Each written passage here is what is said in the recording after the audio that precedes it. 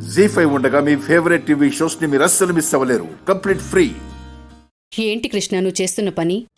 ఎవరి వల్ల మన కుటుంబానికి నష్టం వాటిల్లుతుందో వాళ్లనే వెంటేసుకుని తిరుగుతున్నావు. అసలేం చేస్తున్నావో నీకైనా అర్థమవుతోందా? అది కాదమ్మా. మాట్లాడుకో. నీ వల్లొచ్చిన తలనొప్పులు చాలు. కొత్తవి తెచ్చి మా నెత్తిన పెట్టకే. అయినా ఇప్పుడు అమ్మాయినిచ్చేశాం కదా, అక్కడితో అదంతా ముగిసిపోయింది కదా. ముగిసిపోలేదమ్మా, మళ్ళీ మొదలైంది. మొదలవడమేంటే? పెళ్లికి కూడా ఆవిడ ఒప్పుకుంది కదా. ఇంకేంటి కృష్ణ? మనం హిమని వాళ్ళమ్మకి అప్పగించాం, కానీ హిమని వాళ్ళమ్మ చీట్ చేసింది. హిమ ఇష్ట ప్రకారం పెళ్లి జరిపిస్తాను అని చెప్పి తీసుకెళ్లి తననెక్కడో దాచేసింది. అవునా? అవునమ్మా. పాపం, చాలా మంచి పిల్ల, వెరీ సెన్సిటివ్ కూడా. వాళ్ళమ్మ తనకిష్టం లేకుండా బలవంతంగా చేసే పెళ్లి వల్ల ఏ అఘాయిత్యం చేసుకుంటుందోనని వాళ్ళ అన్నయ్య నేను చాలా టెన్షన్ పడిపోతున్నాం. అసలే హిమ ఒట్టి మనిషి కూడా కాదు. ఏంటి కృష్ణ నువ్వనేది? అవునమ్మా, హిమ ప్రెగ్నెంట్.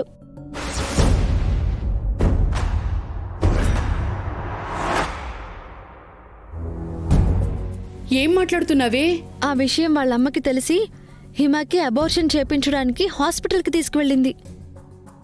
అబార్షన్ చేసి మినిస్టర్ కొడుక్కి ఇచ్చి పెళ్లి చేయాలని కుట్ర పన్నుతూ ఉంది. గోవిందా, అసలు ఆవిడ తల్లేనా? కన్న కూతుర్ని అలా బాధపెట్టి ఇష్టం లేని పెళ్లి చేసి ఏం సాధిస్తుంది? అయినా అబార్షన్ చేయించి ఇష్టం లేని వాడికిచ్చి పెళ్లి చేయించి పాపం మూటగట్టుకుంటుందా ఏంటి? ఆవిడ హిమ విషయంలో ఎంతకైనా తెగిస్తుందమ్మా. ప్రస్తుతానికి హిమకి అబార్షన్ అయితే అవ్వకుండా హాస్పిటల్లోనే కాపాడాను. కానీ తనని ఎక్కడ దాచిందో మాత్రం తెలుసుకోలేకపోయాము. అమ్మా, సాగర్ అన్నయ్య హిమల్ని ఎలాగైనా ఒకటి చేయాలి అని మాత్రమే ఆ రాధాగారితో చేతులు కలపాల్సొచ్చింది. అంతేకాని మరే కారణం లేదమ్మా.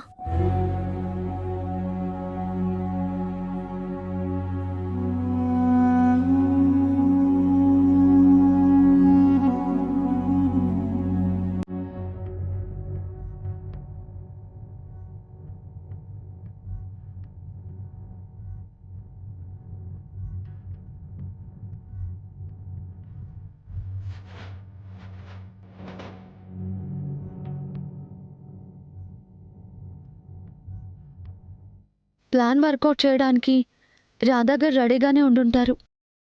కాల్ చేద్దాం.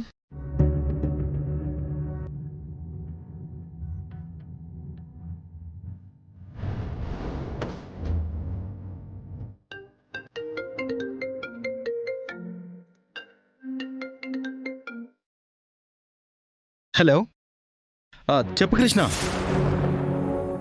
హిమ దొరికిందని చెప్పేసేయండి. ఏంటి, హిమ దొరికేసిందా? వావ్ వావ్ కృష్ణ, ఇంతకీ ఎక్కడా, ఎలా? ఇలాగే ఎగ్జైట్ అవ్వండి రాధాగారు. అలాగా, ఇదిగో ఇప్పుడే వచ్చేస్తున్నాను. జీ5 యాప్ డౌన్లోడ్ చేసి అన్ని ఎపిసోడ్స్ పూర్తి ఉచితంగా చూడండి.